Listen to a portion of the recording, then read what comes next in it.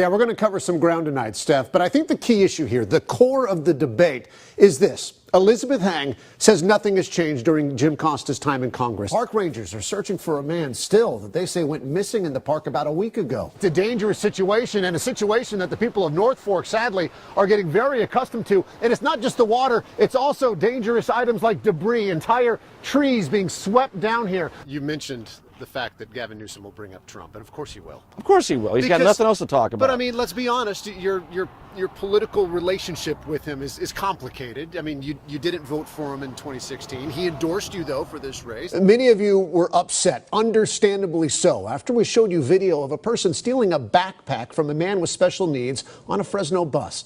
Well, police now say they know who that suspect is. Ms. Heng said that you never introduced a bill related to infrastructure or education or water storage. And people read that tweet here in this district and they go, well, why hasn't he? But this year, with Donald Trump in the White House and many looking at Jerry Brown to see how the governor would respond, this one might have been his most watched. I look forward to this every single year because it's a chance that we all get to get into the spirit of Thanksgiving. And that is giving back, right? So all you got to do is come on by our studios right here on McKinley Avenue, drop off a turkey. You don't even have to get out of the car. We're going to take it. And then tomorrow, a family who's going to love it is going to pick it up and have a great Thanksgiving. Missing Thanksgiving dinner, all to get their hands on the best deals. Hey there, good evening. I'm Evan Onstot. Steph is off tonight. Happy Thanksgiving to you. Or should we just start calling it Black Friday Eve? Yes, the shopping has begun, but there was also a lot of smiles, some fond memories, and gratitude shown from the younger generations to the greatest generation. They're saying he's just too close to give a fair investigation when that investigation might involve the White House. Do you understand those criticisms? And Stephanie, we moved away from the water to show you it's not just the people on Church Street who are staying put. It's also a lot of the people here at Bass Lake Mobile Home Park. We've seen ICE raids increase at businesses. We've seen parents get pulled over as they drop their kids off at school and arrested. Now, ICE will say this is what happens when you pull them out of local jails, that they will go out into the public. So my question for you is this policy truly protecting immigrants? Finally today, our tweet of the week. And this week we're actually ending on a serious note. This was a tweet Wednesday from Amanda Lee Myers. She's a breaking news reporter for the Associated Press in Los Angeles. And she wrote, "Call into our newsroom just now. At some point, we're just going to start shooting you." Expletive. The bad words really aren't important. What is important is the message that was sent there. And it's a message that's sadly being sent more and more often to journalists just doing their jobs. Now, I know that many people see this and say, oh, here we go. Here's the media again trying to play the victim. No. In fact, I appreciate criticism. I'm not perfect at my job, just like you are not perfect at yours.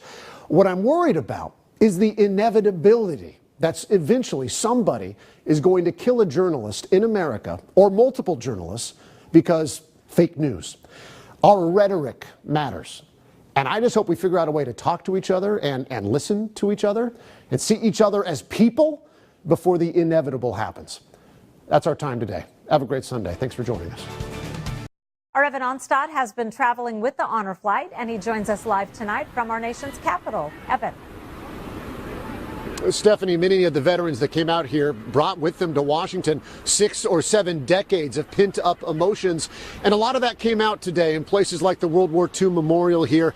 But there was also a lot of smiles, some fond memories, and gratitude shown from the younger generations to the greatest generation. Nice to meet you. Nice to meet you.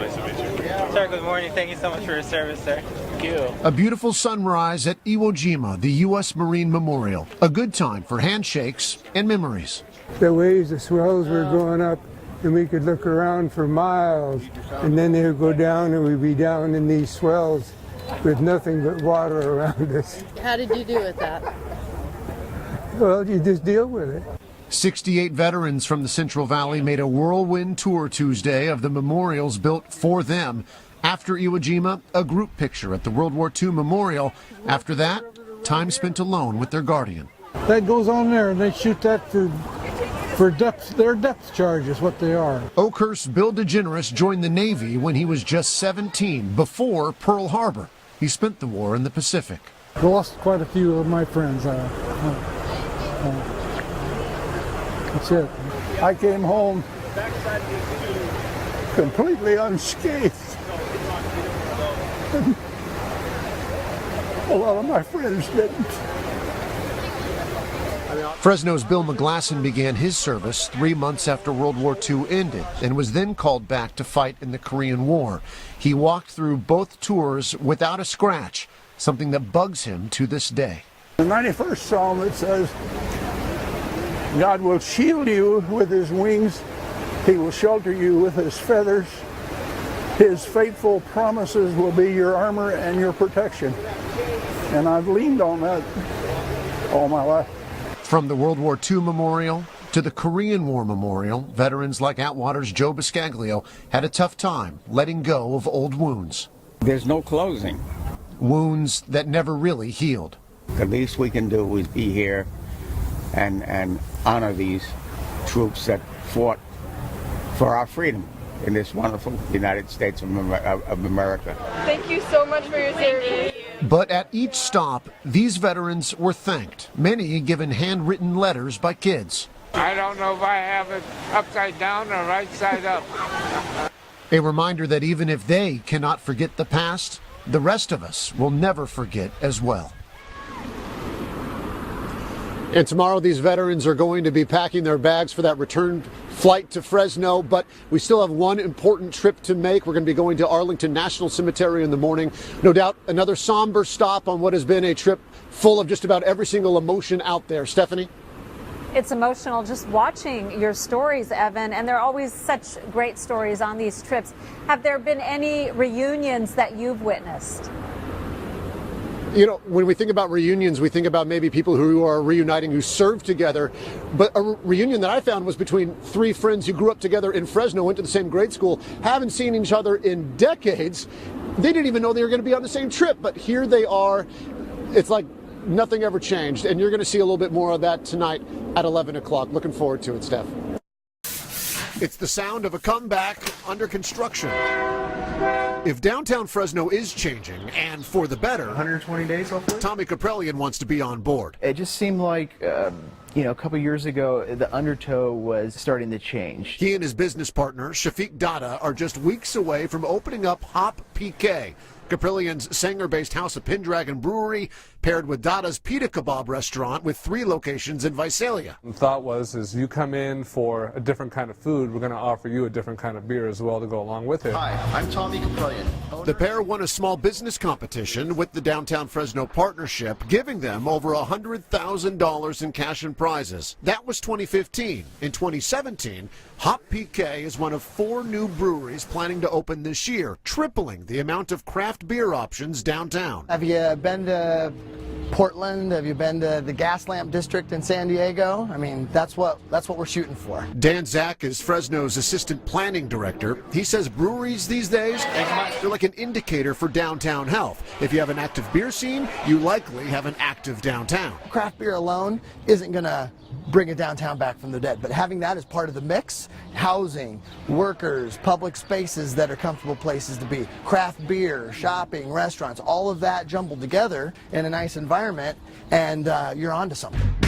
The city's marketing team has already coined the title Downtown Ale Trail and released a video showing each brewery on the map. Newcomers include Hop PK, Zach's Brewing, Border Hop Brewing, and 411 Broadway Ales and Spirits. Co-owner Joseph Solano was brewing beer before he was old enough to drink it. I was not, no. The ingredients aren't illegal to acquire. Solano earned a professional brewer's certification at UC Davis before working for a popular brewery up in Oregon. He says Portland is what's known as a beervana. Any chance that Fresno could one day become a miniature beervana? I believe we can become full-on beervana. Now, Solano and his co-owners are turning an old radiator repair shop on Broadway into their own personal beervana. This side will be more of the production area. But why are all these new breweries jumping in right now? I've had nothing but great interactions with the city. Perhaps it's Fresno's new development rules, where new breweries do not have to pay for a conditional use permit, and that is only downtown. That makes it a lot faster, cheaper, and easier to open that kind of business here than anywhere else in the metropolitan area. Dan Zach says the city is saving new business owners about $10 grand. I think that's a big element of the revitalization. You know, it can't just be a whole bunch of private guys, can't just be all government. It's got to be a good combination of the both. to really make it happen. Arthur Moy is the new guy in an old space. He and a fellow accountant bought Full Circle Brewing last year. He's so committed, he left his career to focus on that brewery full time. There we go. It smells so good too, you know? Is that why it's called Juicy? Moy, like every brewer I talk to downtown, sees the 6 breweries more as teammates, not competition. And he doesn't want it to stop at just beer. Just one little brewery out on a corner is one thing, but a whole bunch of breweries and restaurants and, you know, clubs and things really creates that feeling that people are wanting to come and experience in Fresno. In the beginning, yeah, I'm sure we're going to share a lot of the same business, but I see the long-term goals. I see the uniqueness that could come out of having a brewery district downtown. Of course, there is a big fish in the downtown beer scene, and as other breweries are moving in, Tioga Sequoia is just getting bigger. How big is this bar? Well, it's going to probably come out to about right here. Company president Mike Cruz says the brewery has a problem. It became too popular. So Tioga Sequoia is about to revamp its entire beer garden and tap room. And, more importantly, he says, it just tripled in size by buying the old AmVets building next door. This next phase is probably going to be a good $800,000 investment. Soon, Tioga Sequoia will have the ability to make 4 times the beer they do now. And that's a good thing. That's tasty. For beer drinkers and for downtown. I didn't think it was going to happen this soon. I mean, we knew that it was going to be a long road ahead, but to see probably really in the last 2 years the development and the growth and the attention that downtown has gotten, it's unbelievable. Now, if you're interested in hearing more about this story, go to our website. We have extended interviews with all of our brewers, plus more on the city's new downtown development code. So go to yourcentralvalley.com/features. Really exciting. And I really love that they're utilizing the old buildings that are there and sitting empty. Yes, there's so much space. Yes. And we might continue to see more and more and more because it's there, it's available, and it's hot right now. Good. Could be the key. I obviously enjoyed it. Yeah, I can tell.